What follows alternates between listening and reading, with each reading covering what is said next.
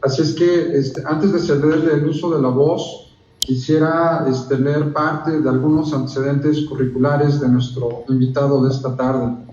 El doctor Alfredo Islas Colín es profesor, investigador, es licenciado en Derecho por la Universidad Nacional Autónoma de México, cuenta con estudios de posgrado, tanto maestría como doctorado en Derecho Constitucional por Université Panthéon Assas París III. Cuenta también con maestría en Derecho Constitucional por la Universidad de Castilla-La Mancha, docente e investigador en varias universidades a nivel nacional e internacional, como la Universidad Juárez Autónoma de Tabasco, la Universidad Nacional Autónoma de México, el Instituto Tecnológico de Estudios Superiores de Monterrey, el Instituto de la Judicatura Federal, la Universidad Autónoma de Nuevo León, la Universidad Autónoma de Durango, Universidad La Salle, inclusive la Universidad de Castilla-La Mancha. Tiene varias publicaciones, entre ellas Mediación en Derechos Humanos y Globalización, Migrantes y Refugiados, Protección de Derechos Humanos, entre otras obras más. Verdaderamente es un privilegio, es un honor que podamos contar esta tarde con el doctor Alfredo Islas Colín. Tengo el gusto de conocerlo, tuvimos por ahí un viaje académico recientemente a Vancouver, donde pudimos platicar sobre algunas experiencias de las cuales él es experto, y verdaderamente un honor, un privilegio, y muchísimas gracias, doctor Alfredo Islas Colín, por acompañarnos esta tarde. Te cedo el uso de la voz y bienvenido. Buenas tardes. Pues agradezco enormemente la invitación. Para mí es un honor que pues se me haya invitado. El doctor Sergio, pues como ya lo mencionó, lo conocemos desde hace algún tiempo y pues es para mí un honor poderme dirigir a ustedes sobre un tema que hemos reflexionado ya hace algunos pues años, entre la libertad y la igualdad, que pareciera que estos derechos humanos y principios pues son siempre compatibles, y en muchas ocasiones no lo son, y vamos a ver en el marco de la argumentación cómo existe este gran debate. Sucede que y esa es parte de la exposición, el sistema jurídico greco-romano, del cual pues toda América Latina es parte de este sistema jurídico, que se origina desde los griegos, pasa por los romanos, la Biblia misma, porque pues influye mucho después de la caída del Imperio Romano. Es rescatado el derecho romano por el derecho canónico, y entonces vemos cómo va evolucionando así hasta los contractualistas. Pasa por Gallo, el derecho natural, el derecho natural y el derecho de gentes. Esta idea de la igualdad que se fue desarrollando, por un lado, esta escuela greco-romana, el sistema jurídico, y por otra parte tenemos el desarrollo del principio de la libertad que el sistema anglosajón desarrolla. Esto me parece muy importante que lo entendamos para que podamos luego ver en qué contexto se dan los debates, sobre todo de bioética, en donde los grandes desarrollos tecnológicos, grandes desarrollos en la medicina, en la tecnología, en la manipulación de los componentes de la medicina y de las personas y químicos, pues se han desarrollado y se han presentado grandes debates.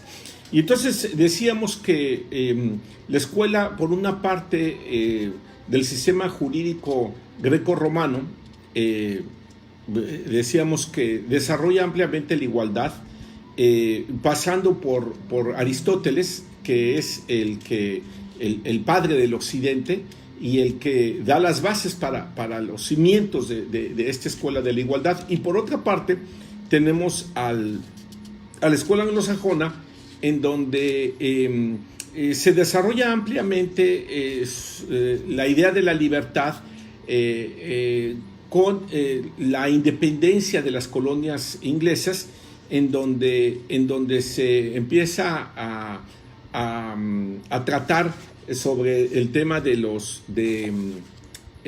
la libertad, sobre todo de las personas que vivían en la colonia, ¿sí? Y que entonces,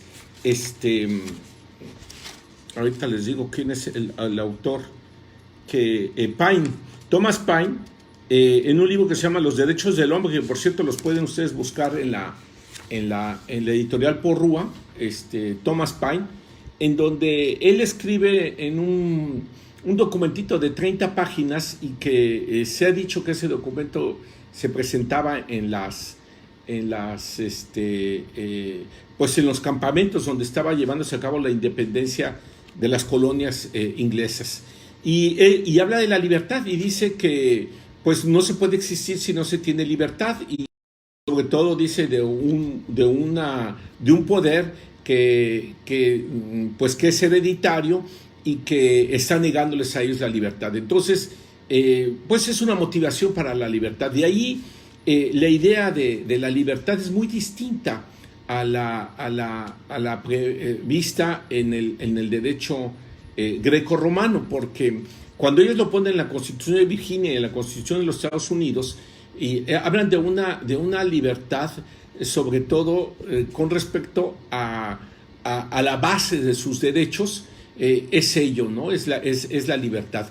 Y por otra parte tenemos la escuela, y vamos a ver cómo repercute esto después, porque Stuart Mill, Kant mismo, desarrollan ampliamente su economía, desarrollan ampliamente esta idea de la libertad, y actualmente con los grandes descubrimientos no limitan, por ejemplo, en algunas experimentaciones en cuerpos humanos, o lo hacen de una manera muy limitada, ¿sí? Entonces, vamos a ver cómo los mismos europeos, cuando yo empiezo a estudiar estos temas, en este tema que es muy bonito, que se llama el principio de precaución, que es un texto que hay grandes debates sobre qué hacer con los nuevos descubrimientos, si lo detiene uno, sobre todo sobre la utilización del cuerpo humano. Y entonces la escuela anglosajona va por la escuela de la libertad, ¿sí? Y los europeos se quejan, dicen, no hemos podido desarrollar tanto, algunos de ellos, ¿no? ¿Por qué? Porque ellos dicen, el cuerpo no está sujeto al comercio. ¿Y por qué? Porque ellos dicen, es que no podemos dejar que el cuerpo esté sujeto al comercio porque no podemos dejar que, aunque alguien diga que es su voluntad, si le hace daño, no podemos permitirlo, porque son temas de salud pública, de interés general. Y entonces ahí vienen los grandes debates. Pero quiero yo referirme desde dónde viene esto. Viene desde Aristóteles, cuando se refiere a que el derecho dice lo que, lo vamos a decir con las palabras que lo dice el mismo Aristóteles. Dice, el derecho es darle a cada quien, es en la justicia distributiva. Dice, el derecho es darle a cada quien lo que le corresponde. Y esto significa tratar igual a los iguales y desigual a los desiguales. Lo que significa en lo siguiente, en que todas las personas, por ser personas, tienen todos los derechos. Todas. ¿Sí? Ahora, todos los derechos humanos. Ahora, algunos son distintos. Por ejemplo, los grupos vulnerables. Entonces, ellos serán tratados, porque son desiguales, tienen todos los derechos como cualquier persona, pero serán tratados de manera desigual en proporción de su desigualdad, para poderlos proteger. Por ejemplo, las mujeres, los indígenas, los menores, ¿sí? Se requiere una protección para compensar esa desigualdad que la sociedad les está dando, compensar y darles una protección. Entonces, por eso dice Aristóteles, tratar igual a los iguales y de manera desigual a los desiguales, ¿sí? Pero esto no se quedó ahí. Esto luego fue recogido por el Corpus Juris Civilis. Esto es, como ustedes bien saben, en el derecho romano, el Corpus Juris Civilis lo que hace Justiniano es recoger todas las reglas del siglo V antes de Cristo hasta después del siglo V antes de Cristo en 50 tomos, y dentro de ellos están las Institutas de Gallo y muchos otros textos, y dicen, ¿qué es la justicia? Dice, la justicia es darle a cada quien lo que le corresponde. Esto es, siempre el otro, siempre ves no dañar al otro, dice, ¿sí? Entonces, darle a cada quien lo que le corresponde. Entonces, ahí vemos cómo la idea de Aristóteles de la justicia distributiva está en el texto de Aristóteles, ¿sí? Y entonces dice también, vivir, ¿cuáles son los principios, los preceptos de derecho? En los primeros párrafos del Corpus Juris Civilis dice, es vivir honestamente, esto es no de manera desequilibrada, que unos tengan que comer y otros no tengan. Por ejemplo, hay un profesor de Harvard actualmente que estudia los derechos humanos y plantea los grandes desequilibrios, sobre todo en México, América Latina, desequilibrios y en el mundo, los grandes equilibrios que hay en los ingresos entre las personas que menos tienen y los que más tienen. Entonces dice, esa es una desproporción, eso no es vivir honestamente. Según los preceptos del Corpus Juris Civilis dice vivir honestamente, ¿no? No causar daño al otro y dar a cada quien lo que le corresponde. Eso es lo que dice el Corpus Juris Civilis en los primeros párrafos, establece eso. Esta obra se difundió en la universidad, en la primera universidad del mundo, que fue la universidad de, ¿cómo se llama esta? Es que se me va el nombre, y son cosas que en principio las tengo muy, muy claras, pero déjenme, ahorita como se me fue el nombre, déjenme, ahorita les comento.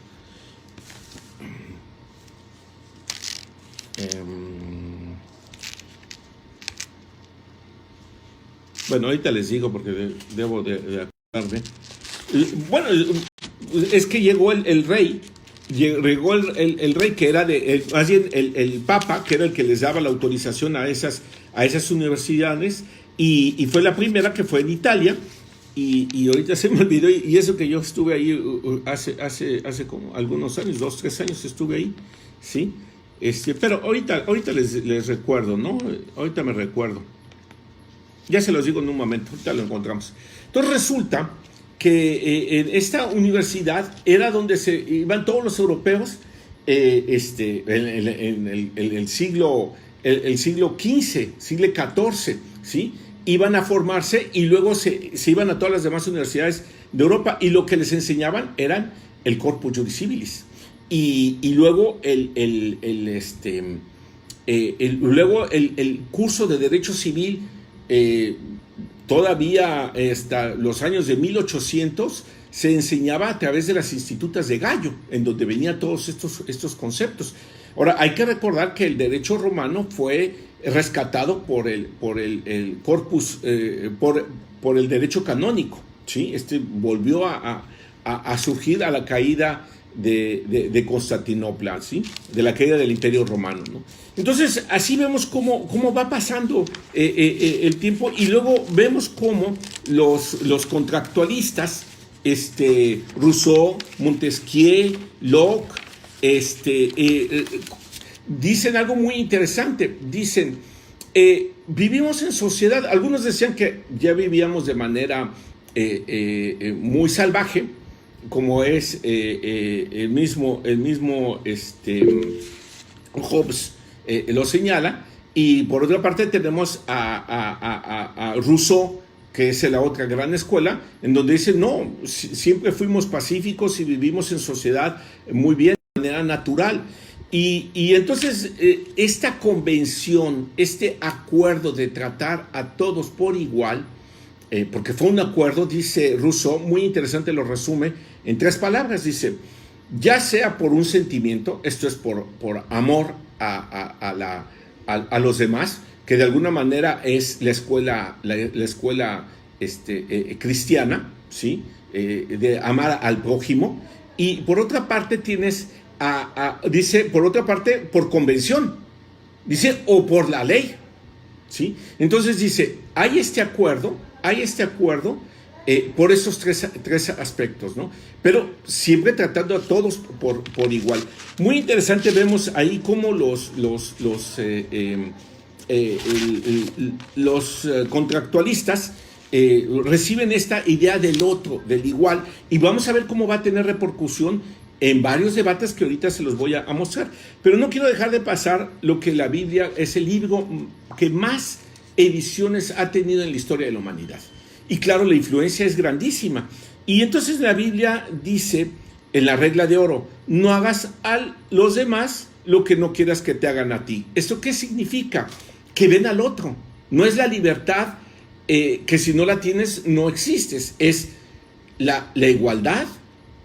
Y sí se entiende la libertad, pero en el marco de la igualdad, ¿sí? No se entiende de manera que si, por ejemplo, yo les decía que si alguien quiere disponer de su cuerpo y es su voluntad, en el sistema anglosajón, lo vamos a ver en los Estados Unidos, en las sentencias de los Estados Unidos, dice que tiene la libertad porque es su voluntad, porque es su dignidad y es el libre desarrollo de las personas.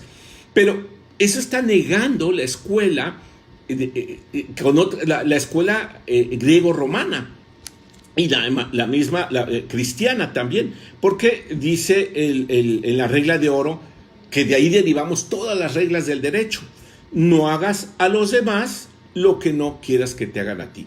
Viene en el Antiguo y en el Nuevo Testamento, en Tobías, y viene también en el Nuevo Testamento este precepto, ¿no? Dice, vemos entonces esta regla. Ahora, es importante entender, en el caso que les decía del derecho romano, cómo fue rescatado, porque luego fue aplicado en las 7 partidas de Alfonso el Sabio, el fuero juzgo, y si nosotros vemos en los libros que se utilizaron en la Escuela Pontificia de México, en la biblioteca que todavía lo hay, la Facultad de Derecho del UNAM, ustedes podrán ver que los libros de texto antes de la independencia y después de la independencia todavía era el Corpus Juris Civilis, todavía era el fuero juzgo, que no es sino el derecho romano, ¿sí? Entonces, vemos esto, pero algo muy importante, Gallo. ¿Qué dice Gallo? Gallo dice algo muy interesante que creo que luego lo replica la Declaración de los Derechos del Hombre y del Ciudadano de 1789, la Declaración Americana y luego la Declaración Universal, que dice Gallo: el derecho de gentes es el derecho común a todo el linaje humano. Eso viene de la Biblia. Dice la Biblia que nosotros descendemos dice, Dios creó el linaje humano. Él los creó. Entonces, esa palabra de linaje la creó, fue influenciado Gallo para poner, dice, el derecho de gente es común a todo linaje humano. Es el derecho de todos los hombres que nacen libres desde la cuna. Esta palabra desde la cuna, nacen libres desde la cuna. Vamos a ver luego cómo en la Declaración de los Derechos del Hombre dice, todos los hombres nacen libres e iguales, ¿sí? Y permanecen, dice, nacen y permanecen libres e iguales. Esto es, luego no hay desigualdad. Y luego dice Gallo, el derecho natural es todo lo que pertenece a este derecho, todos los hombres son iguales. Me parece muy importante que entendamos esto, porque vamos a ver más adelante cómo se va a presentar todos estos problemas, ¿sí? Bueno, ya después en la Edad Media vemos a Santo Tomás de Aquino, que habla del escalonamiento de la ley, primero la natural, la ley eterna, luego la ley natural y luego la ley positiva. Esto es, ahí viene la pirámide de Kelsen. Esto es, hay una jerarquía entre la ley natural, la ley eterna, la ley natural y luego la ley positiva, ¿sí? Eso lo dice Tomás de Aquino. Pero luego Bartolomé de las Casas dice, él como muchos, aquí me parece muy importante, el día de ayer me llegó este libro maravilloso, que quiero enseñárselos. Dice, los dominicos en la primera evangelización en México. Es muy interesante porque en el llamado sermón del Adviento, que dice un dominico, dice, ¿con qué derecho y con qué justicia tenéis en tan cruel y horrible servidumbre aquellos indios? Luego dice, estos no son hombres, no tienen ánimas racionales, no están obligados a amarlos a vosotros mismos. ¿Esto no lo entendéis? ¿Esto no lo sentís? Es muy interesante porque a partir de ese sermón, los dominicos, evidentemente Bartolomé de las Casas, que era dominico, y ya después vamos a ver otras escuelas que luchan por José Jaca y Epifanio Moraes, porque dicen los hombres de color libre, esto es los negros. Entonces, y dice Bartolomé de las Casas en la controversia de Valladolid, pero pues si son nuestros hermanos, ¿por qué los quieres esclavizar? ¿Por qué no los quieres tratar como iguales? Y si nosotros recordamos lo que hacemos ahorita con los migrantes, hay 52 recomendaciones de la Comisión Nacional de Derechos Humanos de 1990 a la fecha, ayer las revisaba, que si ustedes ven la incidencia de violación es violación sexual a menores y mujeres, violación, esclavitud, tortura, desaparición forzada, esa es la incidencia más alta. ¿Y quiénes son los causantes? Tienen nombre y apellido. Las autoridades migratorias, las policías municipales, las policías estatales. ¿No son nuestros hermanos los migrantes? Entonces, por eso es muy importante que entendamos esta igualdad. Ya José Jaca, en un otro librito que acabo de conseguir, lo conseguí en Amazon, es un libro en francés y es muy interesante porque dice los hombres de color, y entonces dicen, creó Dios al hombre a su imagen, viene de la Biblia, y así lucharon para darles la libertad a los negros. Dice, nadie puede privar la libertad del otro sin su hacedor, ¿sí? Bueno, yo quiero, ¿cómo vamos en tiempo, doctor? Para que no se... Adelante, bueno, muy interesante. Entonces, muy... bueno, luego vemos, ya les decía yo que Leviatán, Hobbes dice que el Leviatán es una unidad, dice, de todos al consentimiento de una idéntica persona, es el Leviatán. ¿Para qué? Para meter el orden. Dice, de manera natural, el hombre son iguales, pero para que obedezcan esa regla, tenemos que crear alguien que es el Leviatán. John Locke hace lo mismo. Montesquieu dice, la democracia es la igualdad. Dice, el amor de la democracia es la igualdad, dice Montesquieu, ¿sí? Y Rousseau es el más claro, porque dice, este acuerdo lo hacemos por amor, ya sea porque pues, son nuestros hermanos, porque de ahí viene de la Biblia, amar a tu prójimo como a ti mismo, ya sea por convención, los contractualistas, ya sea por la ley. Entonces, esa convención, somos todos iguales, ¿sí? Esto me parece importante. El Congreso Constituyente de 1789 tenía muy claro esto. Los enciclopedistas, Yacourt, antes de ello, que Yacourt, debo decirles que es el enciclopedista que escribió más de la tercera parte de las voces de la enciclopedia, ¿sí? Esas las pueden encontrar en internet, es acceso libre. Y viene la enciclopedia. Y vienen los 50 tomos, vienen ahí, impresionante, ¿no? Bueno, entonces dice Yacour en La Voz, la igualdad natural, dice, en esta todos los hombres, por su constitución y su naturaleza, son iguales, ¿sí?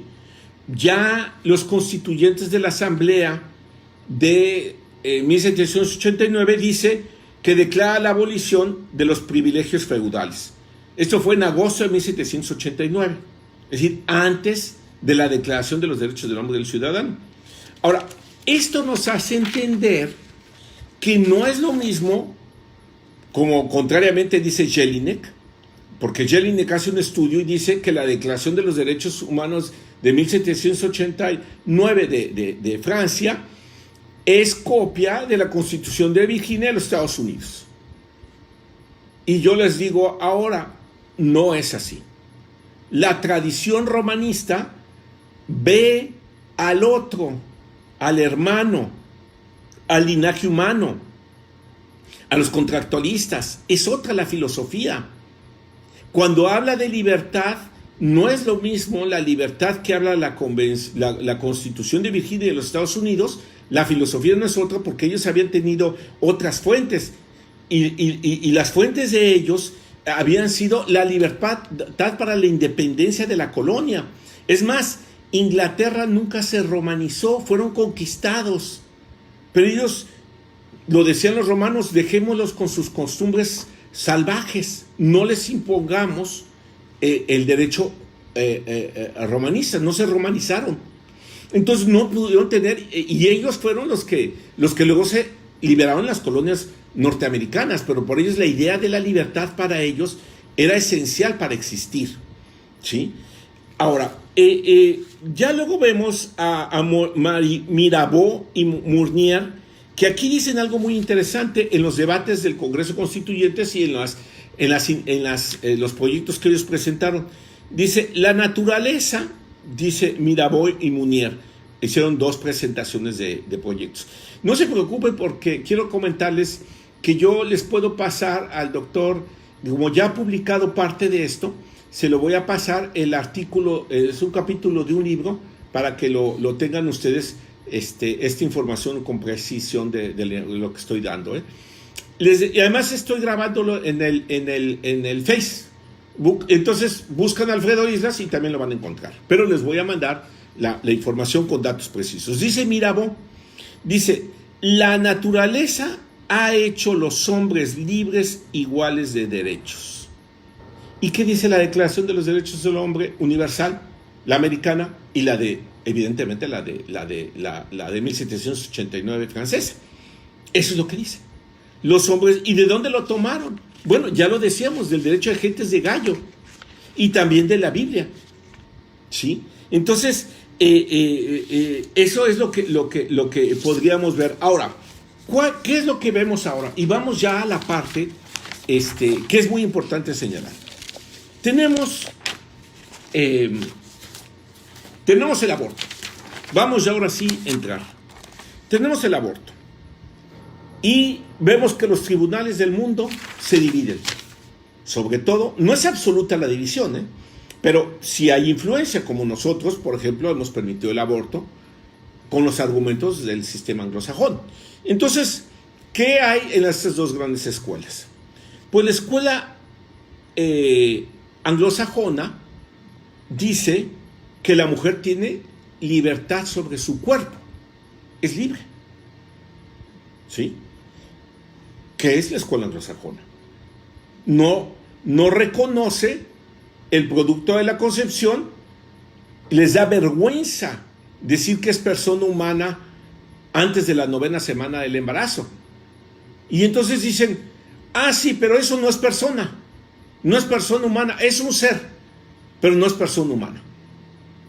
Aquí no estoy diciendo, y es muy importante que lo entiendan, para que no crean que yo estoy diciendo que no debe existir el aborto.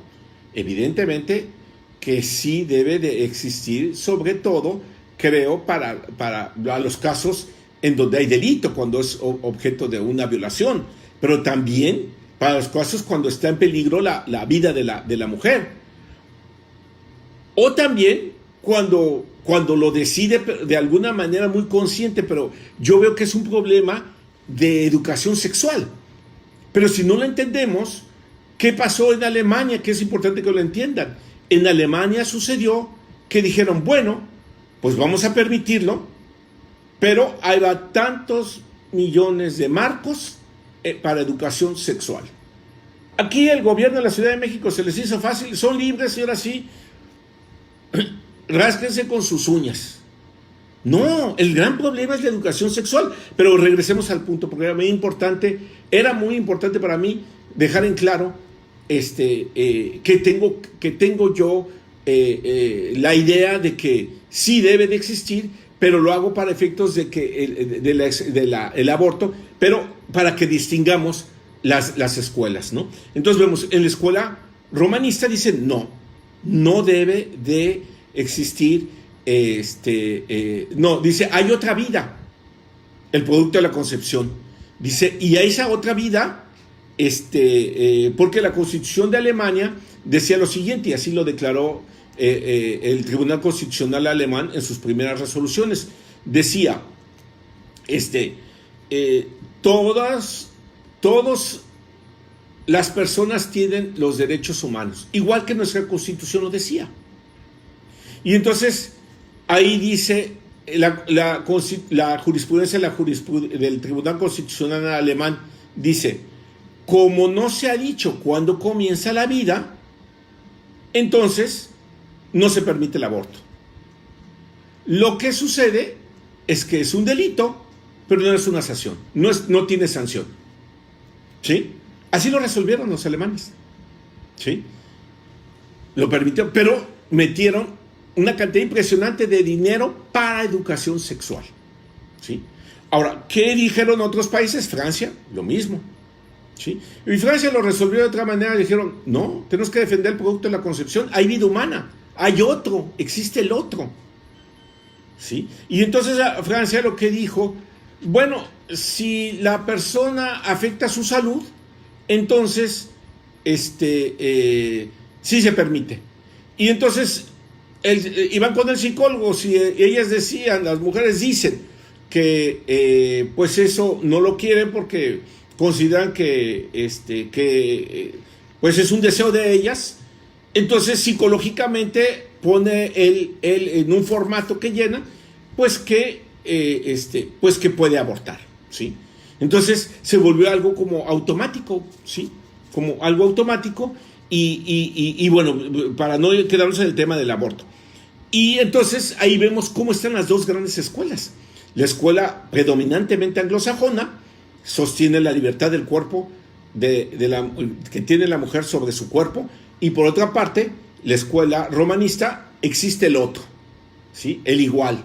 Y por lo tanto, como no se ha dicho cuándo comienza la vida, no se ha resuelto científicamente todavía, entonces, desde la concepción, ¿sí? Y así dice la Convención Americana, ¿sí? Bueno, luego tenemos otro caso, fumar marihuana.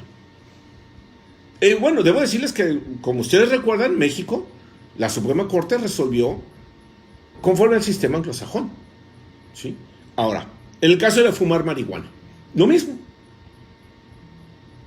El caso de los Estados Unidos sostuvo que, pues si la persona quiere, pues, aunque le haga daño, pues es parte de su libre desarrollo de la persona, y esto lo vinculan con la esencia de las personas, ¿sí? Con la dignidad. Dice, si no respetas el libre desarrollo de la persona, no respetas su dignidad, y desde ahí se fueron, ¿sí? ¿Qué dicen los franceses y los italianos, varios otros países? Dicen, es un tema de salud pública. No puede permitirse que se le haga daño a otro. Y dice, porque además, al hacerle daño a él, le hace daño a todo su entorno, no solamente familiar, sino social. Y es un tema de salud pública. Y por lo tanto, entonces, no se permite. Prostitución. Dicen, es mi cuerpo, yo quiero, por dinero, yo lo hago. ¿Y qué dicen los europeos? No, el cuerpo humano no está sujeto al comercio. Y entonces también ahí surgió una regla. El cuerpo humano no está sujeto al comercio y por lo tanto los medicamentos que se apliquen de manera experimental no se permiten, aunque sea su voluntad, en los países europeos.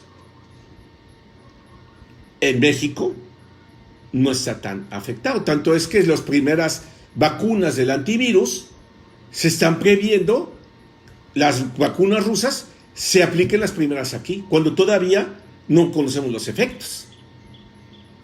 Pero como nosotros todavía no tenemos los desarrollos que ellos tienen, no hemos creado la legislación todavía para ello, ¿sí? Y entonces vemos que entonces de ahí sacaron que todo aquello que afecte al cuerpo humano no está sujeto al comercio ni a la voluntad de las personas, porque es indisponible para proteger al otro, al igual, al linaje humano. Y por eso es muy importante entenderlo, porque esa es nuestra tradición, porque con esta globalización, este liberalismo a ultranza, estamos pensando que las personas, imagínense, los que no tienen suficiente conocimientos, los que no saben leer y escribir, los que no tienen conocimientos técnicos mismos nosotros sobre los efectos de por ejemplo, la fracturación hidráulica, que es la presión a una fuerza muy grande en el agua, más bien son chorros de agua que meten a presión muy alta para sacar gas y petróleo, que lo usan mucho los norteamericanos, pero eso contamina todo el agua que está abajo y las muertes en muchos países han sido muy grandes. México, el presidente de la República dijo: no se acepta la fracturación hidráulica. Dicen, los anglosajones dicen, pues es la libertad de comercio, es la libertad que tiene alguien para trabajar, ¿sí? Pero ¿cuál libertad? Si hace daño o no tenemos comprobado todavía, y de ahí surge el principio de prevención que crean los alemanes, luego lo desarrolla la Unión Europea y luego Francia. Y se aplica el principio de precaución, se llama de precaución. Consiste en que si la ciencia todavía no ha desarrollado técnicamente si hace daño algún desarrollo científico, no se permite investigaciones en cuerpo humano, ¿sí? Entonces, en Francia la fracturación hidráulica no se permite por el principio de precaución, y lo hacen en todas las áreas, en las áreas de la minería, en las áreas de la medicina, en la ecología, para proteger el medio ambiente, y es un principio que es muy interesante, que hace poco consulté una base de datos, cientos de artículos sobre el tema. Estoy tratando de escribir sobre ese tema también, porque lamentablemente sí hay escrito. Marisol Anglés ha escrito un artículo muy interesante sobre el principio de prevención, muy interesante, pero son pocos los que lo aplican al medio ambiente, pero necesitamos nosotros estudiarlo más. ¿Por qué? Porque tenemos este gran problema, la adopción de los niños por las personas del mismo sexo. No hay todavía estudios científicos objetivos en donde, digamos, por una parte deciden los anglosajones que tienen libertad como cualquier persona. Sí, tienen libertad. Y la voluntad del menor, los efectos que pueda producir, no los hay científicamente. Entonces lo que se ha pensado es que debe de reflexionarse sobre ello. Evidentemente son temas de gran debate. Y por último, el que engloba muchísimos temas, que es la disposición del cuerpo humano. La disposición del cuerpo humano, hay un gran debate porque la escuela anglosajona sostiene, dice la Corte Suprema en el caso Kansas, Estados Unidos, dice que se reconoce el derecho de las personas de tomar decisiones sobre su cuerpo en tanto que es un principio del common law. ¿Sí? El Tribunal Europeo sostuvo lo mismo. ¿Sí? Ya como se dan cuenta, ya no es lo mismo de manera absoluta el sistema romanista por una parte y el anglosajón. Hay mezclas. Dicen el Tribunal Europeo, dice, corresponde al Estado determinar cuándo las lesiones corporales infligidas al nivel del daño puede tolerar la víctima de su consentimiento por consideración de salud pública y libre albedrío del individuo. Y dice que lo que ahí está diciendo es que el libre albedrío de las personas puede determinar, pues se trataba de un caso de una persona que, si bien es cierto, era su pareja, le había infligido dolores, y si bien es cierto que había una aceptación por parte de la pareja de tener relaciones con él, entonces, ¿hasta qué punto el tener relaciones implicaba el masoquismo? Que les hiciera tales daños en la relación sexual que, dice, había aceptado por su libre albedrío. Y entonces en la escuela anglosajona sí se permite. En la escuela romanista no se permite. Y entonces la escuela romanista dice lo siguiente, el Tribunal Europeo. Dice, todo cuerpo vivo es una persona.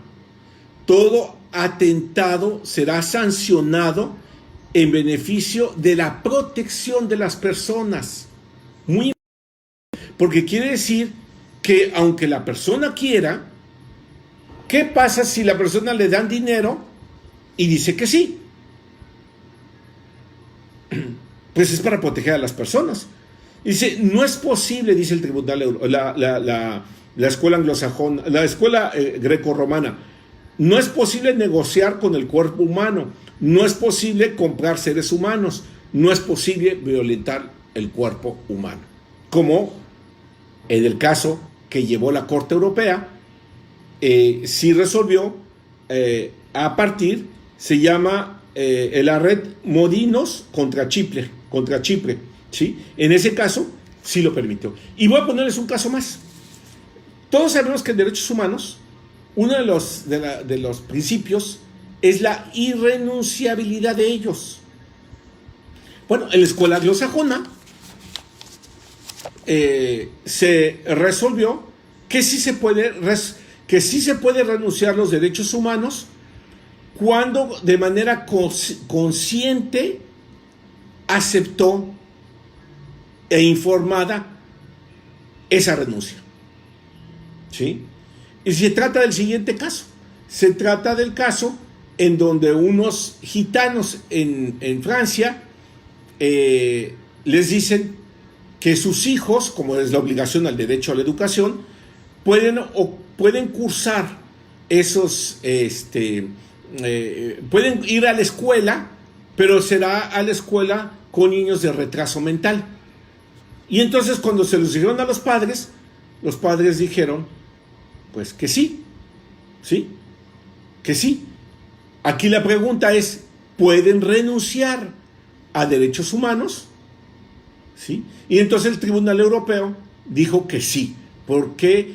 Dijo que no, porque si hubiera sido de manera que supieran bien las consecuencias y supieran bien la decisión que estaban tomando, y como en este caso sus gitanos no sabían bien en realidad los efectos de la decisión que estaban tomando, entonces no era válido. Pero quiere decir que si sí hubiera sido de manera clara, indubitable, y le hubieran tenido capacidad para determinar, sí se hubiera valido, ¿sí?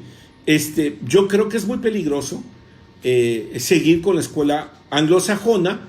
Entiendo que en el tema de derechos humanos, sobre todo en temas, evidentemente hay excepciones, Pero yo recuerdo que hace algunos meses con el que estuve yo con Sergio en Canadá, me dio mucha tristeza sobre ver en la calle, en Vancouver, como bien dice, en la zona céntrica, muchísimos drogadictos, pero muy mal, deshechos y olían muy mal, muy inyectándose en la calle.